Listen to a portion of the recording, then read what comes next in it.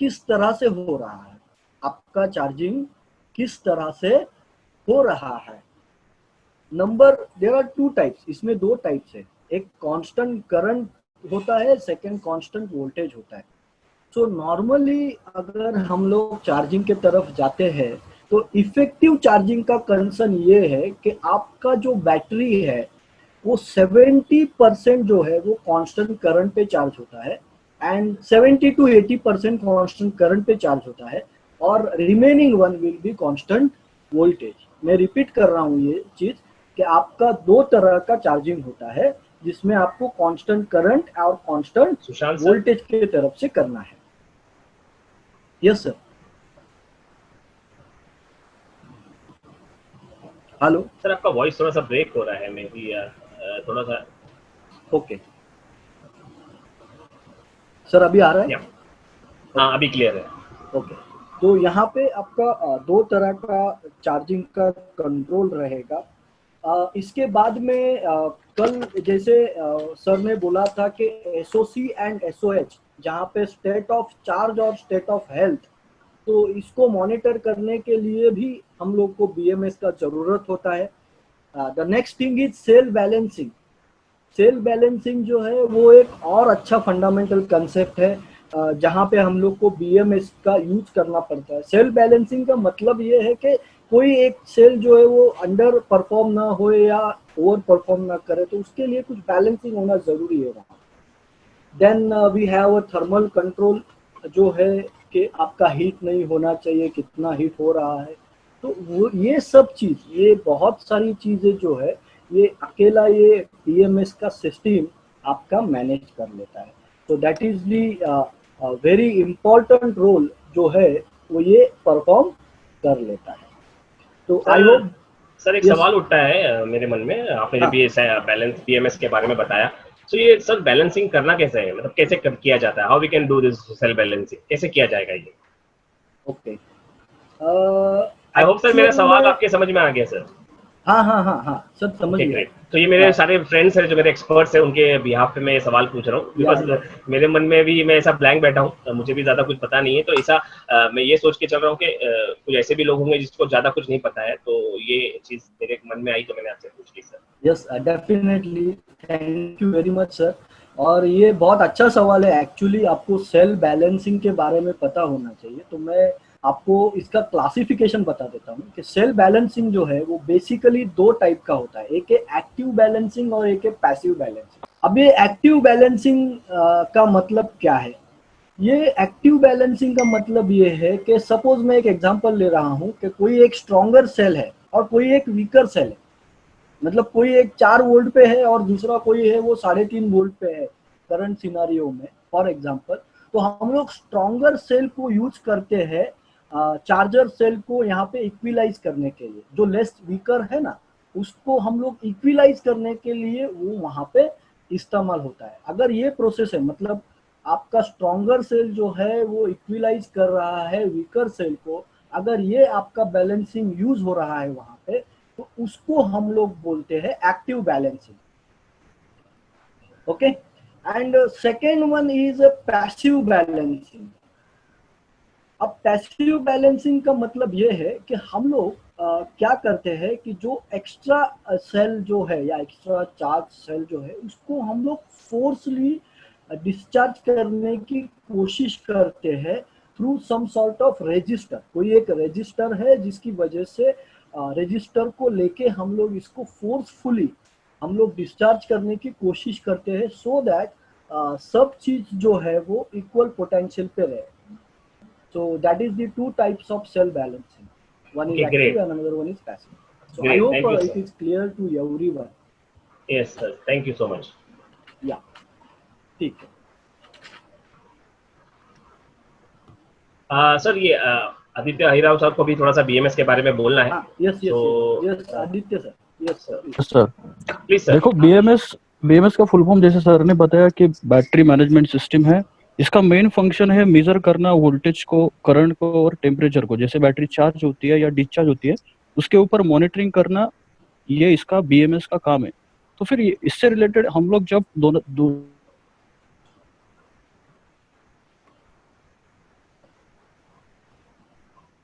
गाणी बंद केलंय का तू? अभी सर आपका वॉइस ब्रेक हो रहा है। ओके सर, अभी आ रही है क्या सर? हाँ बिल्कुल अभी क्लियर है। Okay sir. तो फिर जब हम 2013 में मध्य प्रदेश फ्लाइंग क्लब में थे सर, उस समय ट्रेनिंग के लिए, तब वहाँ पे तब एक एक्सीडेंट हुआ था सर 2013 में। तो एक पार्क फ्लाइट थी सर, ये बाहर जापान में हुआ था सर एक्सीडेंट। तो फिर एक पार्क फ्लाइट है, वहाँ पे मेंटेनेंस के लिए एक मैकेनिक गया था सर अंदर, तो वहाँ पे फ्लेम्स और स्मोक उसको नजर आई थी। वो ऑक्सिलरी पावर यूनिट में लिथियम बैटरीज वगैरह यूज होती थी। तो फिर वो इशू उन लोगों ने सॉल्व कर दिया था सर। तो फिर से 16 जनवरी को ये प्रॉब्लम आया था सर, बोइंग 787 फ्लाइट में, निप्पॉन एयरवेज की फ्लाइट में ये प्रॉब्लम आया था। तब सब ये जॉइंट इन्वेस्टिगेशन हुआ था जापान और अमेरिका के बीच में। तब वो उन लोगों ने जाकर ये इन्वेस्टिगेशन किया था कि ये बैटरी के ऊपर लिथियम बैटरी जो है उनके अंदर जो लिथियम होता है वो बहुत अनस्टेबल होता है। तो उसके ऊपर एक मॉनिटरिंग सिस्टम होनी चाहिए जो कि ये एक्सीडेंट्स आगे जाके हम लोग प्रिवेंट कर सकते हैं। तो फिर उन लोगों ने ये बीएमएस का सर इन्वेंशन किया था, और तब जाके ये बीएमएस यूज हुआ था सर। और अभी ये ईवी व्हीकल्स में कंपल्सरी कर दिया है। ओह Great. sir, very good morning. Great morning, morning Good sir. morning Great all. morning. Good morning. Sir, it's a very nice information. ये बहुत ही कम लोगों को ये बीएमएस के बारे में पता रहेगा कि इन्वेंशन कैसे हुआ है ये। Oh great sir, thank you तो सर। फिर हम लोगों को ट्रेनिंग में ये बताया गया था सर, ये बीएमएस का क्या यूज है क्या नहीं है।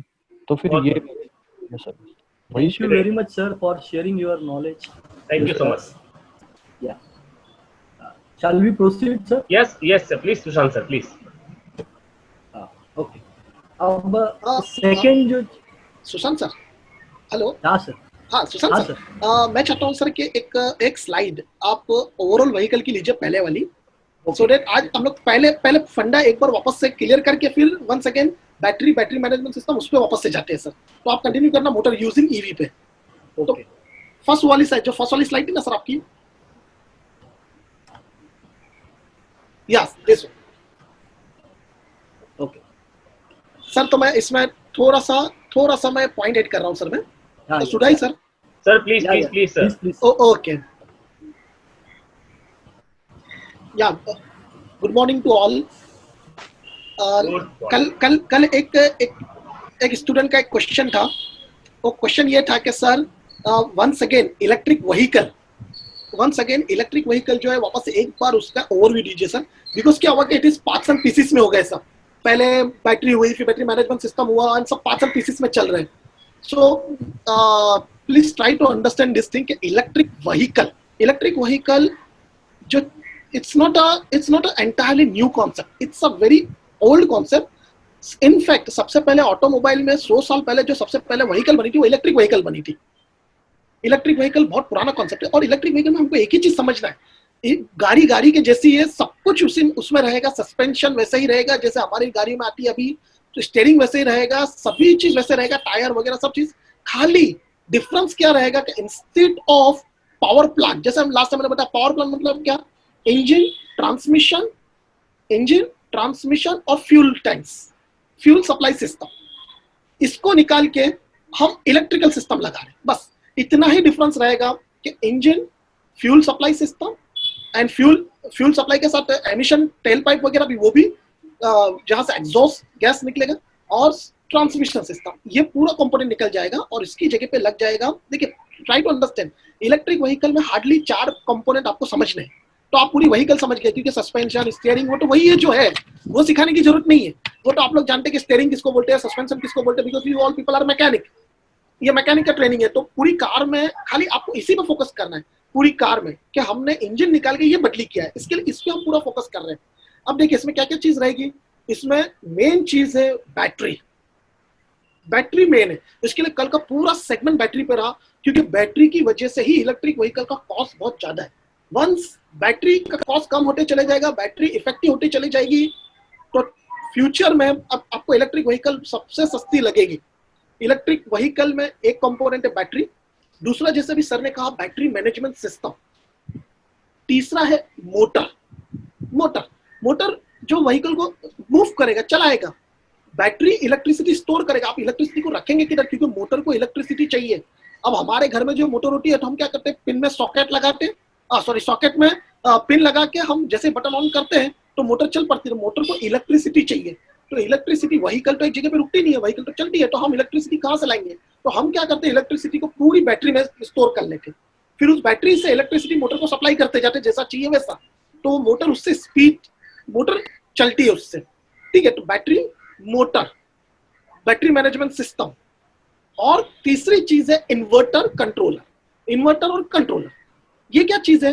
बैटरी डीसी पे चलती है, डीसी करंट पे चलती है, बैटरी स्टोर करता है करंट को। आप सबको पता रहेगा पॉजिटिव नेगेटिव बैटरी पे मेंशन होता है। और जो मोटर गाड़ी में लगती है वो अल्टरनेटिंग करंट वाली है, एसी मोटर है, 3 phase AC motor, 3 phase AC motor है। तो उसका करंट का पैटर्न दूसरा, करंट का पैटर्न चेंज हुआ है, मतलब वोल्टेज और करंट उसका पैटर्न चेंज होता है। वोल्टेज उसमें साइनोसॉइडल वेव होती है, मतलब वेव फॉर्म में होता है, और डीसी में करंट स्ट्रेट होता है, पॉजिटिव से नेगेटिव स्ट्रेट रहता है। लेकिन एसी में current positive negative negative positive positive negative होते ही रहता है, अल्टरनेट होता है, अल्टरनेट, इसके लिए उसको अल्टरनेट बोलते हैं। अल्टरनेट मतलब जो फेज रहेगा न्यूट्रल बन जाएगा, न्यूट्रल रहेगा फेज बन जाएगा। लेकिन डीसी में फेज ही रहेगा, न्यूट्रल न्यूट्रल ही रहेगा। तो हमको इसको क्या करना रहता है, चेंज करना होता है। जैसे मैंने कल बताया ट्रांसलेटर चाहिए बीच में, तो बैटरी डीसी करंट देगा और मोटर को एसी चाहिए, मतलब फेज चेंज होना चाहिए तभी तो मोटर घूमेगी। तो इसके लिए बीच में इन्वर्टर लगाते, ट्रांसलेटर लगाते। तो इन्वर्टर क्या करता है, उसको चेंज करता है। अब 4 कंपोनेंट हो गए, बैटरी मैनेजमेंट सिस्टम, मोटर और इन्वर्टर कंट्रोलर। आप ये 4 चीज समझ गए और ये 4 चीज सीख गए और ये 4 चीज का मेंटेनेंस आपको आ गया, तो आपको इलेक्ट्रिक व्हीकल कंप्लीट आ गया। तो हमने क्या किया, बिट्स एंड पार्ट्स में लिया। पहले हमने बैटरीज लिए, आज बैटरी मैनेजमेंट सिस्टम, मोटर और चार्जिंग इंफ्रास्ट्रक्चर देखेंगे। सो आई होप कि आपको पूरा ओवरऑल पिक्चर क्लियर हो गया कि व्हीकल तो व्हीकल ही है, खाली बस ये फर्क हुआ है। बाकी entertainment system, upholstery, seat, steering, suspension, airbag, जितनी भी चीजें हैं वो सब एडिशनल है। वो जैसे आज की गाड़ी में वैसे वो गाड़ी में भी रहेगा। Okay sir, over to you Sushant sir please. Yeah thank you sir.